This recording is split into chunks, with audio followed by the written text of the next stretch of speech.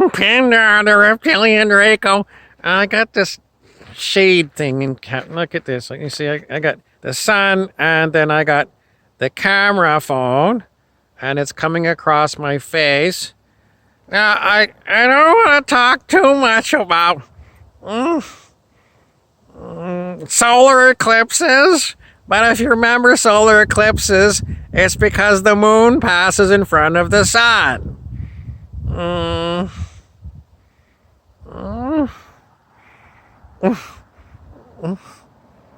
don't want to talk about the moon being made of cheese, if in a children's nursery rhyme.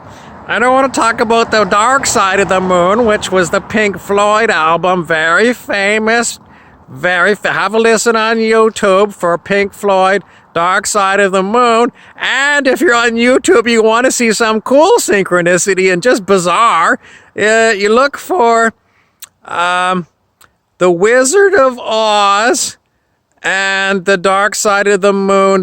What they did is they redid the audio track of The Wizard of Oz, and they put it to Pink Floyd's Dark Side of the Moon, and it lines up. Bizarre. You must see it. You can find it. I used to find it on YouTube, but go look for that, because you'll just go, wow, how does that all fit together? The Wizard of Oz was filmed in about 1939, and Pink Floyd's album, Dark Side of the Moon, was it 1977? I can't tell you exactly. But anyway, it's very bizarre, very cool. And in the end, The Shadow Knows is an old radio drama from before we even had television.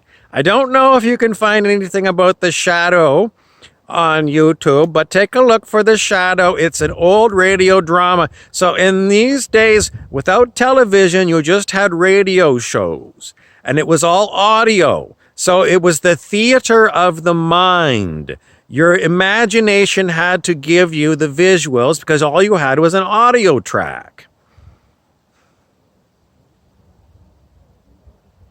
I don't want to talk about Star Trek too much, but I was just seeing here, this car, it says Dominion Motors. I hope you can see it. Dominion Motors. And in Star Trek, there was some really nasty aliens called the Dominion. Star Trek Deep Space Nine. And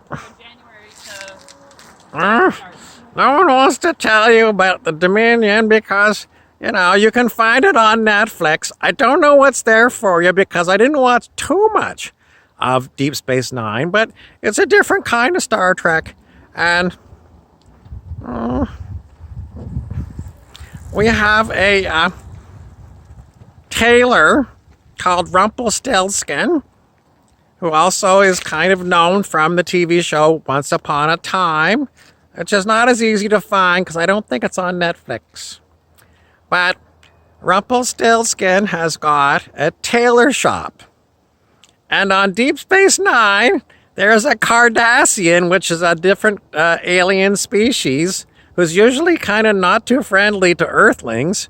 And the Cardassian has got a tailor shop, or a barber shop. I think it's a tailor shop, a tailory. Anyways, I love Star Trek. There's so much good information. They call it sci-fi, but I'm going to figure it all out. I think a lot of this stuff is maybe not on Earth, but other real planets and real things that go on. Anyways, I'm from planet Draconis in the Orion's belt. And I'm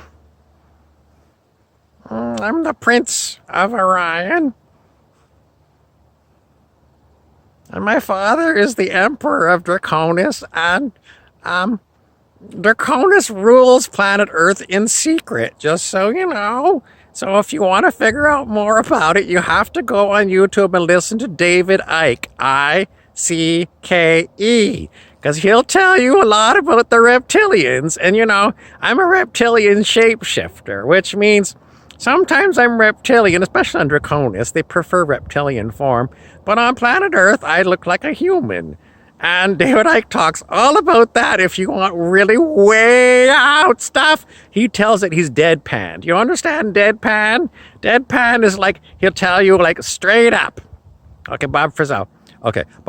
So deadpan humor is when someone delivers you a line with a straight face, not smiling or nothing. They just basically hook, line, and sinker. They want you to believe the line. That's deadpan.